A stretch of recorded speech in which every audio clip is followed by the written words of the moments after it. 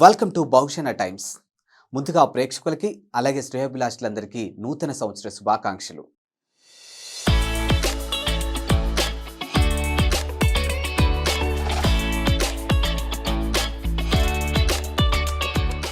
మరికొన్ని గంటల్లో 2023 సంవత్సరం ముగియనుంది. సరికొత్త ఉత్సాహంతో కొత్త సంవత్సరం 2024 ఆవిష్కృతం కానుంది. కోటి ఆశలు, కొంగొత్త ఆశయాలతో న్యూ ఇయర్కు ఘన స్వాగతం పలికేందుకు ప్రతి ఒక్కరూ సిద్ధమవుతూ ఉన్నారు.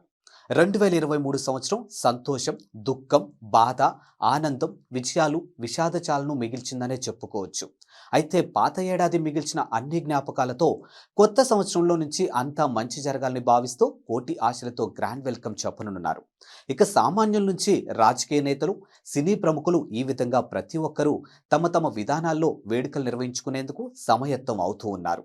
ఇక న్యూ ఇయర్ రానున్న నేపథ్యంలో ప్రధాన నగరాలతో పాటు పల్లెల్లోనూ సంబరాలు సందడి కొనసాగుతూ ఉంది. అంతేకాదు ఇంటిలో మగువలు కొత్త సంవత్సరానికి వెల్కమ్ చెప్పేందుకు హ్యాపీ న్యూ ఇయర్ అంటూ రంగురంగుల రంగవల్లికలు వేసేందుకు రెడీ అవుతూ ఉన్నారు. ఇక చిన్నారుల నుంచి పెద్దవారి వరకు నిండు మనసుతో కొత్త సంవత్సరాన్ని ఆహ్వానించనున్నారు.